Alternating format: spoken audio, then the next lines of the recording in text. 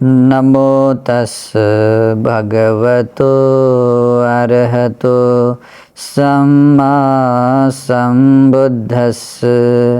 साधु साधु साधु। श्रद्धावंत पुण्यवंत उपासक और उपासिकाओं, हम तथागत अरहत सम्यक संबुद्ध के द्वारा उपदेश श्री सद्धर्म श्रवण कर रहे हैं। हम त्रिपिटक ग्रंथ में जो अंगुत्तर निकाय है, उस अंगुत्तर निकाय ग्रंथ को क्रमशः देखते हुए हमने तीसरे निपात तक आए हैं। तो आज हम इस तीसरे निपात का 5वां वर्ग और 5वें वर्ग का दूसरा सूत्र आज हम देखने वाले हैं। ये वर्ग चूल वर्ग है। चूल वर्ग यानी भगवान के छोटे देशनाएँ हैं, मतलब छोटे उपदेश है। तो भले ये छोटे हो, लेकिन इसमें भी भगवान बुद्ध की अमृतदायिनी वाणी है, जिससे हम निर्वाण की ओर जा सकते हैं, निर्वाण के उस मोक्ष के महान प्रतिफल को पा सकते हैं।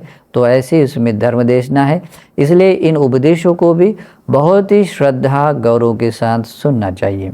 तो आज हम ये सूत्र देखने वाले हैं। इस सूत्र का नाम है तीठान सुत्त। तीठान सुत्त। ती यानी तीन है, ठान यानी स्थान है, यानी कि तीन स्थान या तीन ऐसे बातें हैं अगर किसी भी व्यक्ति में होते हैं तो व्यक्ति की पहचान क्या होती है, इसके बारे में ये सूत्र है तीठान सूत्र। तो इस सूत्र में भगवान क्या बताते हैं देखते हैं। भगवान इसमें कहते हैं तीहि भिक्खवे ठाने ही सद्धो प्रसन्नो वेदितव्यो। भगवान बुद्ध कहते भिक्षुओं, ऐसे तीन स्थान हैं, तीन स्थानों के कारण यह स्थान, तीन बातें या तीन स्थान होने से उस व्यक्ति को श्रद्धावान या तीन रत्नों के प्रति प्रसन्न हुआ व्यक्ति जानना चाहिए या समझना चाहिए। आगे मतलब तीन स्थान यानी कि तीन ऐसी बातें अगर उस व्यक्ति में होती है तो वो व्यक्ति श्रद्धावान कहलाता है। वो व्यक्ति तीन रत्नों के प्रति प्रसन्न रहने वाला, यानी कि उसके हृदय में प्रसन्नता है, तो ऐसा व्यक्ति श्रद्धावान तीन प्रसन्नता रखने वाला है, ऐसा ही समझना चाहिए, जानना चाहिए। वेदितव्यो। ठीक है, तो ये बहुत ही इम्पोर्टेंट पार्ट है। आप लोग भी कभी कभी अपनी ओर देखते हुए आप लोगों को लगता है क्या मैं श्रद्धावान हूँ, क्या मेरे भीतर श्रद्धा है, या श्रद्धावान हूँ तो ये क्या प्रमाण है कि जिस प्रमाण से मैं श्रद्धावान मैं अपने आप को ऐसा पहचान सकूँ या समझ सकूँ। तो इस प्रश्न का उत्तर आपको इस सूत्र देशना में आता है कि भगवान कहते हैं तीन स्थान हैं या तीन बातें ऐसी हैं, अगर ये बातें आप लोगों में होती हैं तो वो व्यक्ति श्रद्धावान है, तीन रत्नों के प्रति चित्त प्रसन्न रखने वाला है, ऐसा ही समझना चाहिए। कत में हिति, वे कौन से तीन स्थान हैं? तो भगवान कहते हैं बहुत इंपॉर्टेंट, और ये इसको पाली के हर एक शब्द को भी बिल्कुल कंठस्थ करते हुए रखना है। अगर आप सचमुच श्रद्धावान हैं और बुद्ध वाणी से अपना मंगल साध्य करना चाहते हैं तो इन शब्दों को भी बिल्कुल अच्छे से समझ लेना। उसमें आता है शीलवंतानं दर्शन कामो होती। जिस व्यक्ति के हृदय में श्रद्धा होती है, जिस व्यक्ति के हृदय में तीन रत्नों के प्रति प्रसन्नता है, यानी कि चित्त वो प्रसन्न है, विश्वसनीय है, अपनापन जैसा कि अरे भगवान मेरा है आदि भगवान को याद करके जिसके हृदय में खुशी जागती है, तो उस व्यक्ति में ये पहला स्थान आता है। कौन सा? शीलवंतानं दर्शन काम होती। वो व्यक्ति शीलवान व्यक्ति के दर्शन की कामना करने वाला होता है। उन शीलवान लोगों का दर्शन यानी कि आँखों से दर्शन करने की वो कामना रखने वाला होता है। जैसे भगवान बुद्ध शीलवानों में परम शीलवान भगवान बुद्ध है। भगवान बुद्ध के आदि ब्रह्मचर्य शीलों को पालन करने वाले भगवान बुद्ध के उपसंपन्न भिक्षु श्रावक या बाकी श्रावक हैं। या भगवान के उपासक श्रावक भी क्यों ना हो, वो भी शीलवान है। तो शीलवान है तो ऐसे शीलवान लोगों को देखने की इच्छा रखता है, कामना रखने वाला होता है। पहला, अगर ऐसा भाव आप लोगों के हृदय में भी आता है, कोई बंदे जी आते हैं, कोई भिक्षु शीलवान गुणवान भिक्षु लोग संग आता है, तो उनको देखने के लिए मन जाग रहा है, तो समझ लेना आप श्रद्धावान हैं। ये पहला स्थान है।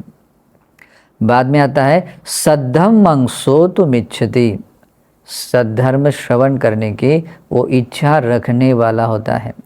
जिस व्यक्ति के हृदय में श्रद्धा होती है, जिस व्यक्ति के हृदय में श्रद्धा होती है, उसके हृदय में भगवान बुद्ध ने बताए हुए उपदेशों को श्रवण करने की इच्छा जागृत होती है।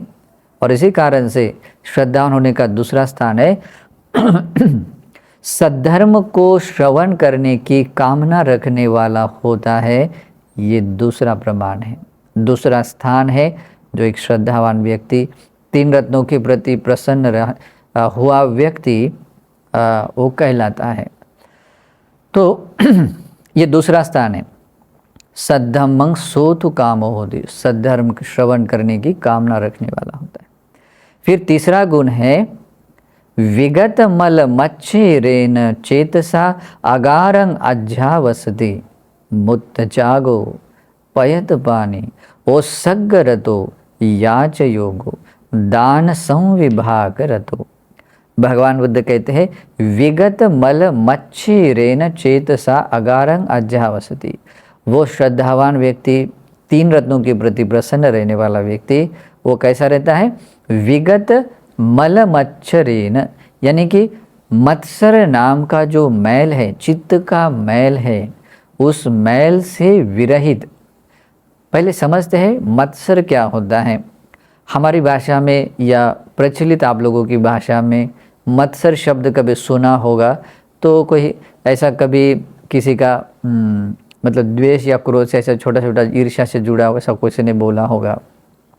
लेकिन एक्चुअल में मत्सर शब्द का अर्थ ये होता है, अगर हमारे पास में कुछ चीज़ होती है, कोई भी, चाहे वो भोजन हो, वस्त्र हो या कोई भी उपयोग में लाने चीज़ हो, उन चीज़ों को लेकर इस तरीके का मत्सर भाव रहता है कि नहीं, ये सिर्फ मैं ही उसका उपयोग करूं और कोई नहीं। जैसे कि भोजन है तो खाना है, कोई स्वादिष्ट पदार्थ है, सिर्फ उसको मैं ही खाऊं, कोई और नहीं खाना चाहिए, उसके और किसी ने देखना तक नहीं चाहिए।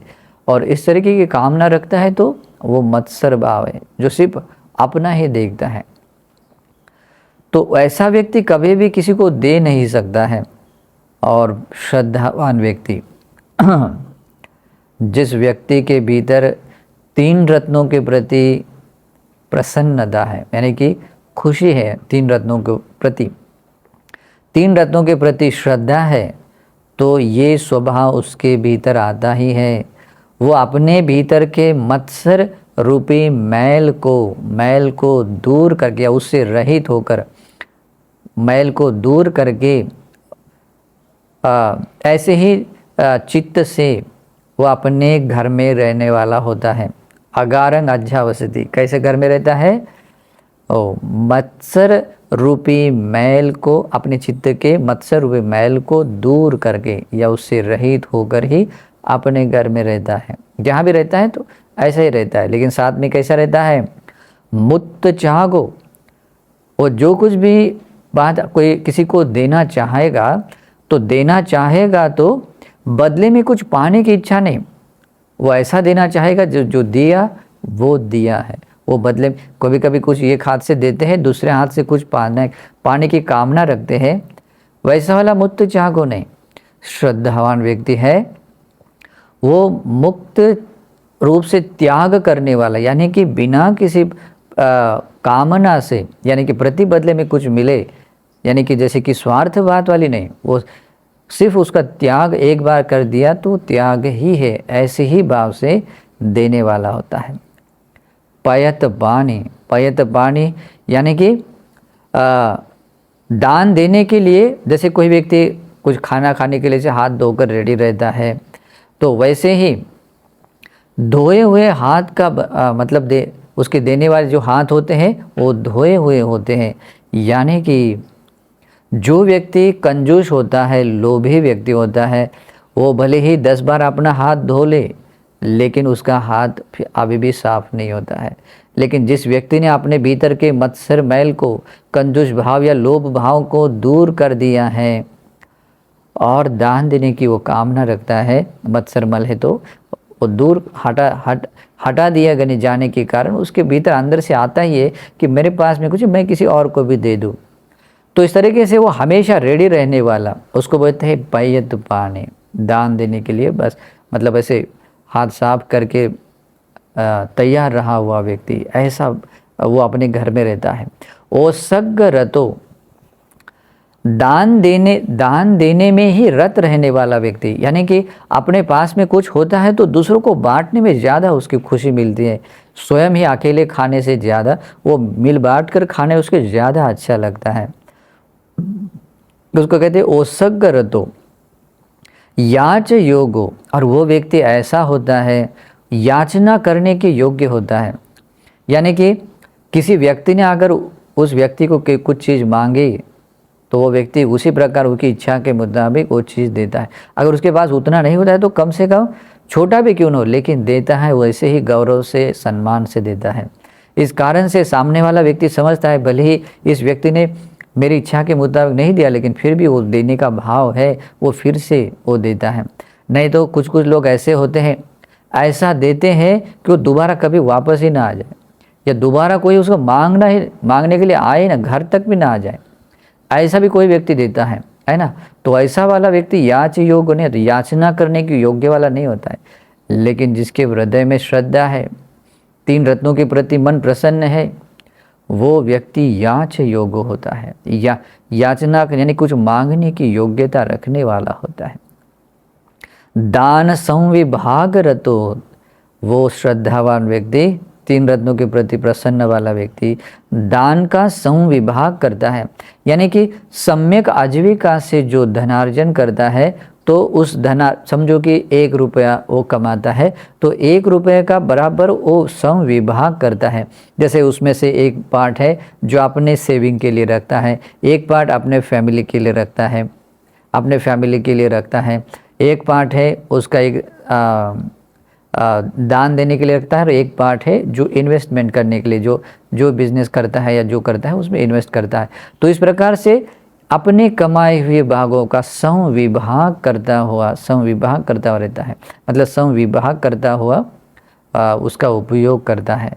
तो ये श्रद्धावान व्यक्ति का स्वभाव, यानी कि दान देना सत्पुरुषों का धर्म है, और इसी प्रकार के स्वभाव गुणधर्मों से युक्त वो व्यक्ति रहता है। ये तीसरा गुणधर्म, ठीक है।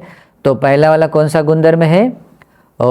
शीलवान व्यक्तियों को देखने की कामना करने वाला होता है, सद्धर्म श्रवण करने की कामना रखने वाला होता है, और अपने चित्त के मत्सर मैल को दूर करके या उससे रहित होकर अपने घर में रहता है, और इस प्रकार के दान संविभाग करते हुए बहुत अच्छी तरीके से दान देने वाला बनता है ना। तो ऐसा व्यक्ति भगवान बुद्ध कहते हैं, इमे ही खो भिक्खवे तीहि ठाने ही सद्धो पसन्नो वेदितव्यो। भगवान कहते भिक्षुओं, इन्हीं 3 कारणों से कोई श्रद्धावान व्यक्ति, 3 रत्नों के प्रति प्रसन्न हुआ व्यक्ति समझना चाहिए, जानना चाहिए, वो व्यक्ति श्रद्धावान होता कहलाता है। कितना सुंदर है। तो ये 3 गुणधर्म अगर हम में भी होते हैं तो हम लोग भी एक श्रद्धावान बनते हैं, और श्रद्धावान होने का ये प्रमाण होता है, 3 रत्नों के प्रति प्रसन्न होने का प्रमाण होता है। इस कारण से भगवान इन्हीं बातों को गाथा में कहते हैं, और इस गाथा को भी आप कंठस्थ करेंगे तो बहुत सुंदर है। देखिए भगवान क्या कहते हैं, दर्शन कामो शीलवतं सद्धम्भं सोतुमिच्छति विनये मच्छेरमलं सवे सद्धोति बुच्यति।